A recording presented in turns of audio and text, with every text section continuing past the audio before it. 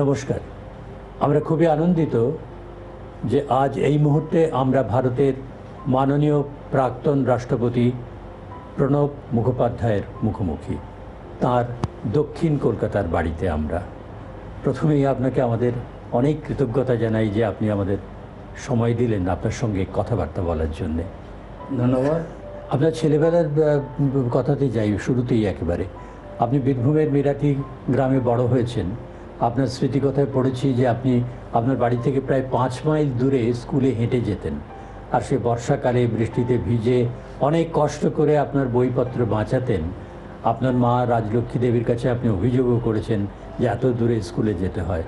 কিন্তু আমাদের মনে হয় যে বীরভূমেই তো রবীন্দ্রনাথের শান্তিনিকেতনে বিদ্যালয় ছিল, সেখানে আপনাকে পাঠানোর কথা কি কখনো ভাবা হয়েছিল? না, সেটা ভাবা হয়নি। তার কারণ আমাদের আর্থিক অবস্থা খুব খারাপ ছিল। আচ্ছা। সত্যি কথা বলতে আমরা খুবই গরিব ছিলাম। বাবা রাজনৈতিক কর্মী। 1920 সালের পর থেকে তিনি কোনো প্রফেশন নেননি, সারাক্ষণের কংগ্রেস কর্মী ছিল। মা সব দেখাশুনো করতে। অনেকগুলো ধানের জমি ছিল, জমিতে যে বছর ভালো ফসল হতো সে বছর একটু টাকা পয়সা বেশি আসতো, কিন্তু বেশিরভাগ সময়টায় জমিটা ছিল জলা বিলের মধ্যে। আচ্ছা। বেশিরভাগ সময় ভালো ফসল হতো না। কাজেই শুধু বর্ষার সময় স্কুলে যাওয়ার কষ্ট পেতাম তাও নয়, বেশি দিন বর্ষা থাকলে জমিতে জল জমে থাকলে, কারণ জমির উপর দিয়েই রাস্তা ছিল, শুধু আমাদের যাতায়াতের কষ্ট তো তাই নয়, ফসল নষ্ট হয়ে যেত এবং তার ফলে গোটা বছরে একটা আর্থিক চাপ পড়ত। সেই জন্যে শান্তিনিকেতন বরাবরই বেশি পয়সা একটু লাগে, যে কারণে এটা বাবা মামা কেউই ভাবেনি। যদিও বাবার সঙ্গে শান্তিনিকেতনের সম্পর্ক ছিল, উনি কিছুদিন, দীর্ঘদিন বলবো না, শান্তিনিকেতনের বিশেষ করে শ্রীনিকেতনে পল্লী সংগঠন বিভাগের সঙ্গে যুক্ত ছিলেন। যখন এলমার্স টাসেন এবং কালীমোহন ঘোষ, এদের দুজনের সঙ্গে উনি কাজ করেছেন পল্লী সংগঠন বিভাগে বিশ্বভারতী। আপনি শান্তিনিকেতনের কথা নিশ্চয়ই বাবার কাছে শুনেছিলেন? তো বহুবার শুনেছি, এবং আমার মনে আছে রবীন্দ্রনাথ যখন মারা যান তখনও খবরের কাগজ পড়ার মতো বয়স মানে হয়নি, বিদ্যা হয়নি আর কি। কিন্তু ছবি দেখতাম, এবং মা আমাকে ছবি দেখিয়ে বললেন, দেখ এইটা হচ্ছে সেই ছাতিমতলা, যে ছাতিমতলায় মহর্ষি সিদ্ধি লাভ করেছিলেন। এখানেই শান্তিনিকেতনে প্রত্যেক বছর ছাত্রছাত্রীদের তাদের উপাধি দেওয়া হয়। ছাতিমতলার ছাতিম গাছের একটা মস্ত বড় ছবি কাগজে বেরিয়েছে। আপনার শান্তিনিকেতনে যাবার তখন ইচ্ছে হয়নি? এত শুনেছেন? বহু শুনেছি, কিন্তু মা যেতে দিতেন না। আচ্ছা। তারপরে যখন কলেজে পড়ি তখন গেলাম। আপনার প্রথম যে শান্তিনিকেতনে যাবার যে স্মৃতি, সেটা আমাদের একটু শুনতে খুব ভালো লেগেছে, খুবই ভালো লেগেছে। এবং আমি তখন ফার্স্ট ইয়ার পড়ি। আচ্ছা। প্রথম সুযোগেই গেলাম। তারপরে মা যেতে দিতেন না, সাধারণভাবে কোনো মেলা খেলাতেই মা যেতে দিতেন না। আচ্ছা। একটু সংরক্ষণশীল ছিলেন আর কি, আমাকে আটকে রাখতে চাচ্ছেন। তারপরে মেজদা এমনি নিজেই যেতে চাইতেন না, বড়দা খুব পছন্দ করতেন, যেতেন, বকাবকি করতেন। মেজদা যেতে চাইতেন না কেন আপনার মনে হয়? মেজদা বেশি পছন্দ করতেন পড়তে। ও আচ্ছা। বেশি পছন্দ করতেন পড়তে, এবং উনি কেন যে রাজনীতি করলেন আমার কাছে আজও সেটা রহস্য। এত রাজনীতি সচেতন মানুষ অত অল্প বয়সে আমি দেখি। আপনাদের ভাই বোনেদের মধ্যে আপনিই একমাত্র রাজনীতিতে এসেছিলেন? আর আমার বোন স্বাগতা, ও আচ্ছা। ছাত্র পরিষদ করতো। তারপরে ও ছাত্র পরিষদের ভালো কর্মী ছিল, কিন্তু 72 সালের পর আর ছাত্র পরিষদ করলো না। আপনি বলছিলেন যে প্রথম শান্তিনিকেতনে গিয়ে আপনার খুব ভালো লেগেছিল, আরেকজন কলেজে পড়েন। আপনার কোন দিকটা আপনাকে খুব আকর্ষণ করেছিল? মানে শান্তিনিকেতনে সবই আমার কাছে নতুন বলে মনে হয়েছে, সবই নতুন বলে মনে হচ্ছে। যে আর পৌষ উৎসবের সময় গিয়েছিলাম তো। আচ্ছা। কাজী উৎসবের যে পুরো মেজাজটা, তবে স্বাভাবিকভাবে আপনার শান্তিনিকেতনে পঠন পাঠন সেগুলো অনেক পরে দেখা হয়েছে, সুযোগ হয়েছে। এবং আর একটা কারণে শান্তিনিকেতনের সঙ্গে ঘনিষ্ঠতা বাড়লো, সেটা কর্মজীবনে, মন্ত্রিত্বের কালে। কারণ ইন্দিরা গান্ধী প্রত্যেক বছর শান্তিনিকেতন আসতেন। সাধারণত পৌষ মেলার সময় কনভোকেশনটাও হতো, তারপরে সেটাকে পিছিয়ে দেওয়া হলো। প্রধানমন্ত্রী আসছেন, অসুবিধা হচ্ছে, লোকের অসুবিধা হয়, পুলিশ তার নিরাপত্তার জন্য অনেক কড়াকড়ি করতে হয়, চিন্তাও থাকে। কিন্তু শান্তিনিকেতন সুযোগ পেলেই আসতেন। এবং এমন কখনো হয়নি ইন্দিরা গান্ধী প্রধানমন্ত্রী হিসেবে, আচার্য হিসেবে শান্তিনিকেতন আসছেন আর আমি তার সঙ্গে আসছি। আচ্ছা। যেদিন তার মন্ত্রিসভায় যোগ দিয়েছিলাম 1973 সাল, তার পরের বছর থেকে প্রত্যেকবার শান্তিনিকেতন নিয়ে আসতেন। এবং ওই একটা মাত্র সময়, একটা দিনের জন্য তিনি আমাকে বাবু বলে সম্বোধন করতেন, আচ্ছা। প্রণব বাবু। এছাড়া বাকি 364 দিন প্রণব বলেই ডাক। আচ্ছা। তো জিজ্ঞেস করেছিলাম যে এটা কি হলো? বলে এটা আমাদের এখানকার বৈশিষ্ট্য, এটা আমাদের সংস্কৃতি। আমি নিজেকে শান্তিনিকেতনী বলে মনে করি এবং সবসময় মাস্টারমশাই কথাটা ব্যবহার করতাম। আচ্ছা, এই যে এত কাছে থেকে আমার মনে হয় না আর কোনো বাঙালি বা ভারতীয় ইন্দিরা গান্ধীকে দেখেছেন।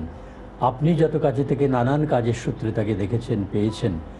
আপনি এই প্রসঙ্গে যে বলছিলেন, তার সমস্ত আচার আচরণ, ভাবনা, জীবন দর্শন সব কিছুর মধ্যে রবীন্দ্রনাথের যে শিক্ষা আদর্শ, জীবন দর্শন, শান্তিনিকেতনের যে প্রভাব আপনি কতটা লক্ষ্য করেছিলেন? শান্তিনিকেতন তার উপরে প্রভূত প্রভাব বিস্তার করেছে। এবং আমি বিভিন্ন বক্তৃতাতেও বলেছি, বিভিন্ন সময়ে আমি বলতাম ইন্দিরা গান্ধীকে যে ভারতবর্ষে তোমার বাবার পর তুমিই বোধহয় সবচেয়ে শিক্ষিত ভারতীয় রাজনীতিবিদ, এবং তোমার মতো সৌভাগ্য কারোরই হয়নি, তোমার বাবারও হয়নি। তোমার বাবা লেখাপড়া শিখেছে হ্যারো স্কুলে, ট্রিনিটি কলেজে, সেখান থেকে এমএসসি করে দেশে ফিরে এসেছে, পরে গান্ধীজির সংস্পর্শে এসেছে। আর তোমার বয়স 13 বছর, তখন ভারতবর্ষের সবচেয়ে ইন্টেলেকচুয়াল ব্যক্তিত্ব জওহরলাল নেহেরু তোমাকে চিঠি লিখে পৃথিবীর ইতিহাস, সভ্যতার বিবর্তন 13 বছরের মেয়েকে চিঠি লিখে শেখাচ্ছে। এ সৌভাগ্য কার হয়েছে? তুমি লিখেছো, তোমার ছেলেদের। রবীন্দ্রনাথ এর কাছে তুমি শিক্ষা পেয়েছো, মহাত্মা গান্ধীর কাছে পেয়েছো। আমি তো কোনো ভারতবর্ষের কোনো রাজনীতিজ্ঞের কথা জানি না। কেউ মহাত্মা গান্ধীর কাছে শিখেছে, কেউ রবীন্দ্রনাথের কাছে শিখেছে।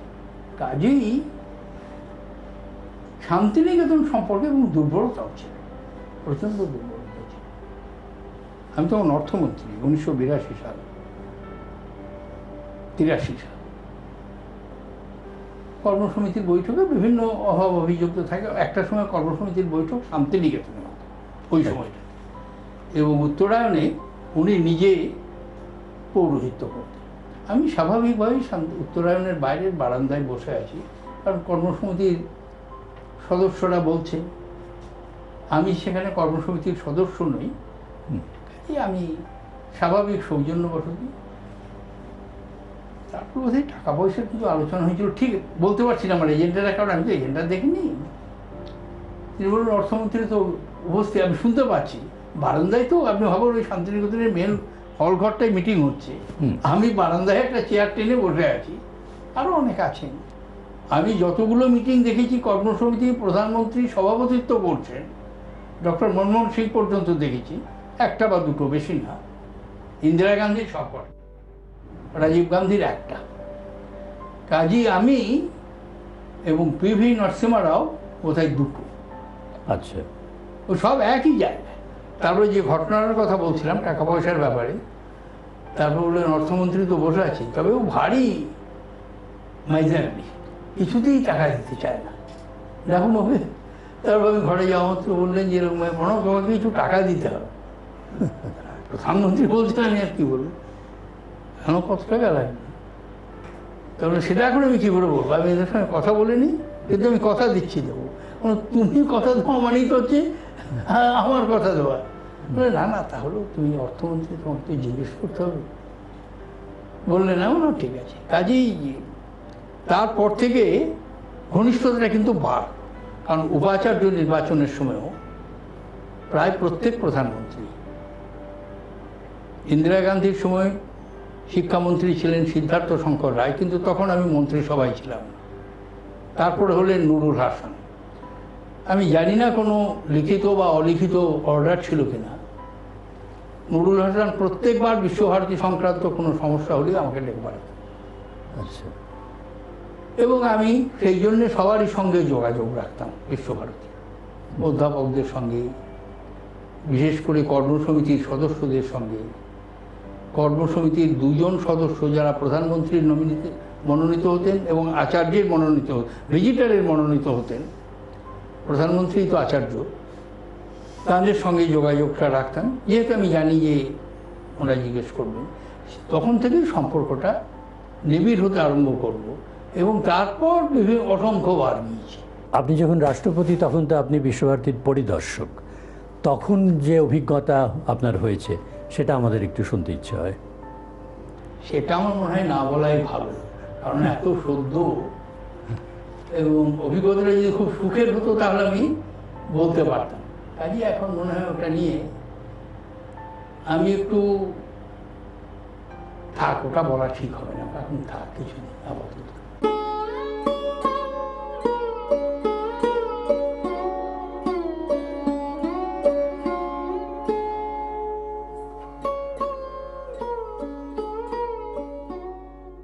এবার 15 টাকার স্পার্কল ট্যাবে নিশ্চিন্ত বহুদিন। স্পার্কল ট্যাব এখন মাত্র 15 টাকায়। তোমারও স্বপ্ন পূরণের সাথী आदि मोहिनी मोहन कांजीलाल। इतने बारिश में भी ब्रांड न्यू कपड़े। देखो रोज रोज ब्रांड न्यू कपड़े। फर्स्ट ऑफ ऑल मेरे कपड़े ब्रांड न्यू नहीं, सफेद। पेश है न्यू इम्प्रूव सफेद विद एडवांस पावर बुलेट्स। ऐसी एडवांस सफाई जिससे कपड़े लगे ब्रांड न्यू। सफेद डिटर्जेंट ब्रांड न्यू हमेशा। वुलन हटाओ, विंटर केयर ले आओ, क्योंकि डॉलो विंटर केयर की विंटर शील्ड टेक्नोलॉजी गर्मी को रखे अंदर और सर्दी को बाहर। अभी तू अपना लगता है, अरे क्या स्मार्ट दिखता है, अभी तू हीरो लगता है। डॉलो विंटर केयर, स्टाइल इन, सर्दी out. Clearly, my future is what I make of it. I can change destiny. Theirs as well. Clearly, this is me, Ranveer Singh. Vivo V7 and V7 Plus, 24 megapixel clearer selfie. Vivo camera and music.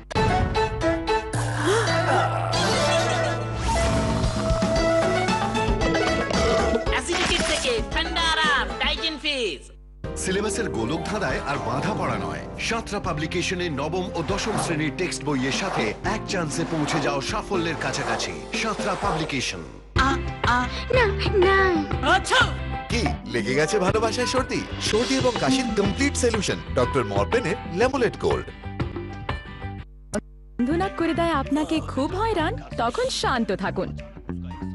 কিন্তু যখন ব্যাপারটা সীমা ছাড়িয়ে যায় তখন ওনাকে দিন নেজিভিয়ন। অন্য সমাধানগুলোর তুলনায় নেজিভিয়ন কাজ শুরু করে মাত্র 25 সেকেন্ডে, যাতে শুধু ইনি না, আপনারা দুজনই নিতে পারেন আরামের শ্বাস।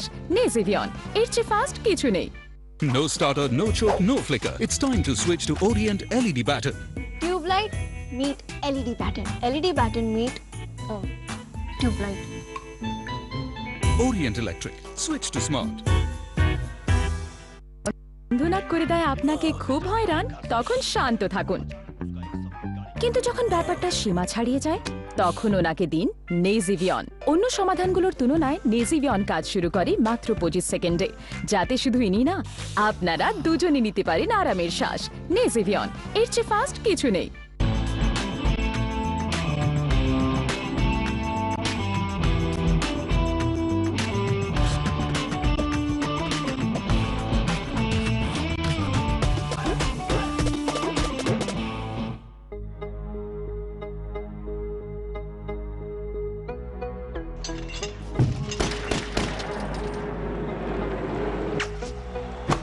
চ্যাম্পিয়ন সে নয় যে শুধুই শক্তিশালী,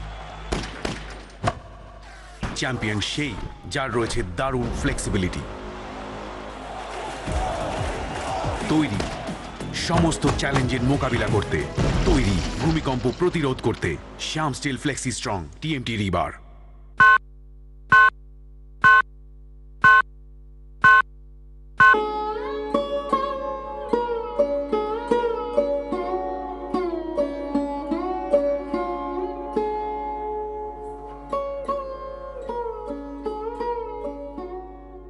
কয়েক বছর আগে লন্ডনে একটা সামারে আছি, তো দৈনিক পত্রিকায় একটি প্রবন্ধ পড়ছি। একজন লিখছেন যে ব্রিটেনের শিক্ষা ব্যবস্থার যদি সত্যি উন্নতি করতে হয় তাহলে ব্রিটিশ শিক্ষামন্ত্রী রোজ সকালে ব্রেকফাস্টের পরে যেন রবীন্দ্রনাথের শিক্ষা আদর্শের ব্যাপারটা পড়ে দেখেন। কিন্তু আমার মনে হলো যে ওরা এত গুরুত্ব দিচ্ছেন একজন শিক্ষাব্রতী হিসেবে লিখতে গিয়ে, আমরা রবীন্দ্রনাথের জন্মশতবর্ষ, ১২৫তম জন্মবার্ষিকী, সার্ধ শতবর্ষ উদযাপন করেছি, সরকারি বেসরকারি এত উৎসব অনুষ্ঠান হয়েছে, কিন্তু সারা ভারতের সমস্ত স্কুলের সিলেবাসে রবীন্দ্রনাথকে স্থান দেওয়া, উচ্চতর শিক্ষাকেন্দ্র কলেজ বিশ্ববিদ্যালয়গুলোতে রবীন্দ্র চর্চা, রবীন্দ্রনাথকে নিয়ে গবেষণার যে ব্যবস্থা হওয়া, সেটা কিন্তু হলো না। এই আক্ষেপ আপনাকে? এটা আক্ষেপটা আমারও আছে এবং আমরা এটা পারিনি। এটা আমাদের ব্যর্থতা বলে আমি মনে করি, এটা আমাদের ব্যর্থতা বলে আমি মনে করি। তবে একটা তার সবচেয়ে বড় কারণ বলেও আমি এটাকে মনে করি, অর্থমন্ত্রী হিসেবে আমার অভিজ্ঞতাতে, যে অপর্যাপ্ত অর্থ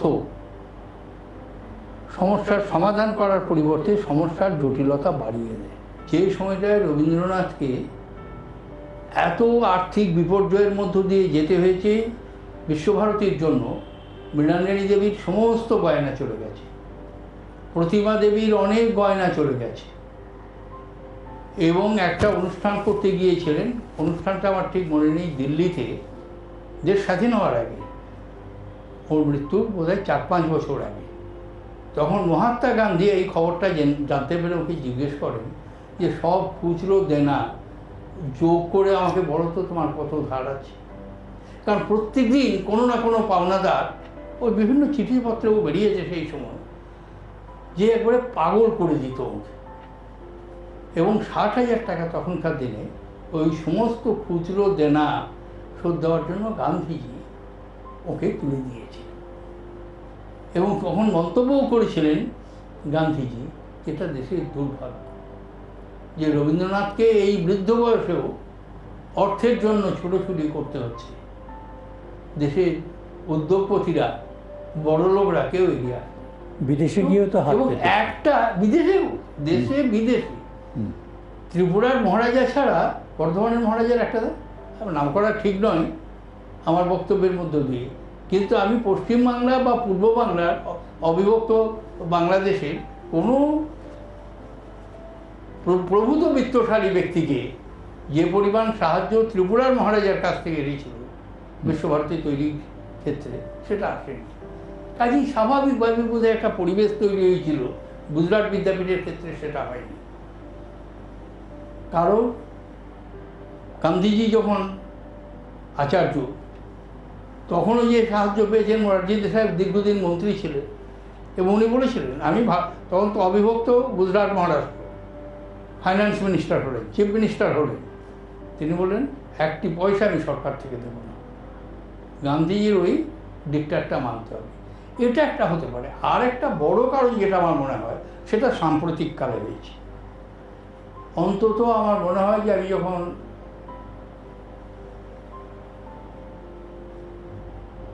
অম্লান কুসুম দত্ত পর্যন্ত, আমার মনে হয় সেই ধারাটাকে আমরা রাখতে পেরেছিলাম। আমি একবার রাগ করে বলেছিলাম ওই ওদেরই কর্মকর্তাদের কাছে, বললাম দেখো, কিছু মনে করো না, বিশ্বভারতীর আদর্শ নষ্ট হওয়ার জন্য আপনাদের দায়িত্বটাও কম নয়। আপনারা যদি বিশ্বভারতীকে ভুবনডাঙ্গার কলেজ করেন, তার জন্য দেশের মানুষের মাথা ব্যথা কেন হবে? সারা ভারতবর্ষে 37,000-এরও বেশি ডিগ্রি কলেজ আছে, তারই মতো একটা কলেজ যদি ভাবেন, বিশ্বভারতীতে স্থানীয় লোকের অগ্রাধিকারের প্রশ্নটা আসছে কোথায়? কেন আসবে? কোন কালে ছিল? আমি প্রেসিডেন্ট হওয়ার বোধহয় 2য় বছরে যখন গেলাম, কে আর নারায়ণ আমার সঙ্গে ছিলেন,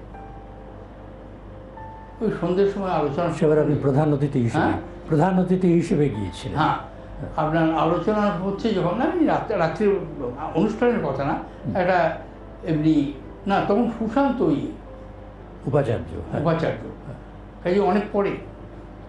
যাই হোক, আমাদের M.K. নারায়ণ ছিলেন পশ্চিমবাংলার রাজ্যপাল, অনেক পরের ঘটনা। উনি জিজ্ঞেস করলেন যে বিশ্বভারতীর বিশেষত্বটা কী? অনেকে বললেন আমি তখন যেটা বললাম, আমি মনে করি যে আমি তাদের চেয়ে বিশ্বভারতীতে লক্ষ্য এবং তাৎপর্য রবীন্দ্রনাথের মানসিকতা থেকে। রবীন্দ্রনাথ কেন? কারণ ওই শেষের দিকে চিঠিগুলো আমি এখনও যখন পড়ি, এত বয়স হয়ে গেছে, আমারও খুব কষ্ট হয় যে একটা মানুষ সারা জীবন শুধু বেদনা বয়ে গেলে এবং সেটাকে নিজের মধ্যেই রাখে। তার লেখা কবিতা, গান, প্রবন্ধ, নাটক সেখানে প্রকাশিত হয়েছে, কিন্তু নিজে বেদনার্ত হয়ে মানুষকে আনন্দ দিয়ে গেল। শেষ দিন পর্যন্ত আমরা তাকে শান্তি দিতে পারিনি। এই ব্যাকগ্রাউন্ডে আমি সেদিন বলেছিলাম যে আপনারা কিন্তু যে দৃষ্টিতে বিশ্বভারতীকে দেখছেন, আমি কিন্তু সেই দৃষ্টিতে দেখি না। তাই আমার কাছে এটা কোনো সমস্যা নয় যে স্থানীয় লোকেরা কোনো অগ্রাধিকার পাচ্ছে কি পাচ্ছে না, আমি এটা নিয়ে ভাবি না। কারণ এটা বিশ্বভারতী বিশ্ববিদ্যালয় সারা পৃথিবীর জন্য আন্তর্জাতিক সম্পর্ক নিয়ে ভারতবর্ষের বিশ্ববিদ্যালয়ে যেখানে প্রথম আলোচনা হয় সেটা হচ্ছে বিশ্বভারতী। চীনা ভবন অন্য কোথাও প্রতিষ্ঠিত হয়নি। সাংস্কৃতিক মেলবন্ধনের জন্য যেটা করা হয়েছে, ডক্টর অটল যেটা কর্নিশ যেটা রাজনৈতিক ক্ষেত্রে করেছেন, মেডিকেল মিশন পাঠিয়ে, পণ্ডিত জওহরলাল নেহরু তার লেখার মধ্য দিয়ে যেটা করেছে সেটা রাজনৈতিক ক্ষেত্রে, কিন্তু শিক্ষা সংস্কৃতির ক্ষেত্রে রবীন্দ্রনাথ করেছে। কাজে সেখানে এই প্রশ্ন আসে কেন? আসছে, এখন আমরা হয়তো পারবো না ঠেকাতে, কিন্তু খারাপ লাগে ভাবতে। সংকটের যে অবস্থার কথা আপনি বিশদভাবে জানেন, এর থেকে উত্তরণের উপায় কি বলে আপনি মনে করেন? উত্তরণ করতেই হবে, এটা একটা আমাদের জাতির দায়িত্ব, জাতিগতভাবে দায়িত্ব। এবং এই উত্তরণটা কিন্তু আমাদের সাধারণ মানুষের দ্বারাই হবে।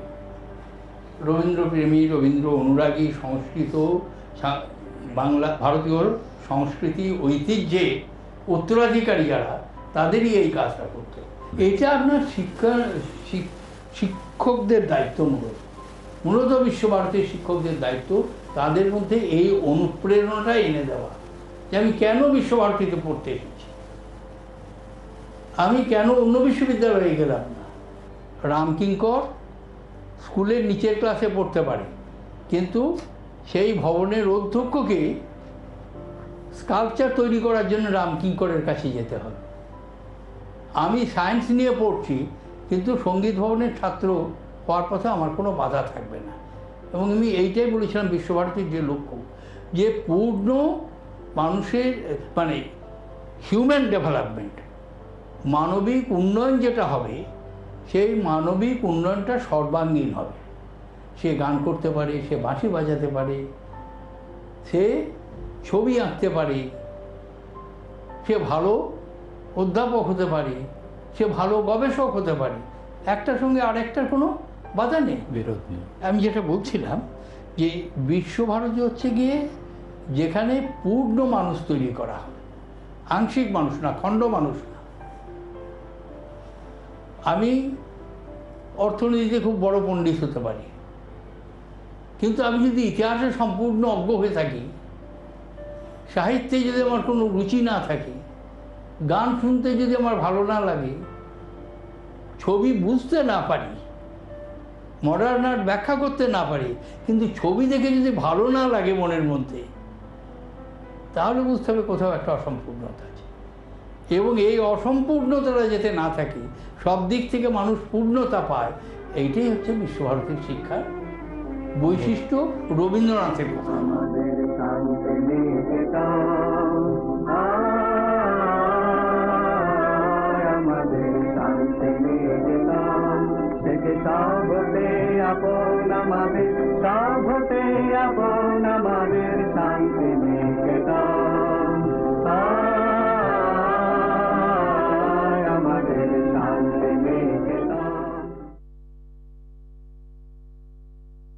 এবার 15 টাকার স্পার্কল ট্যাবে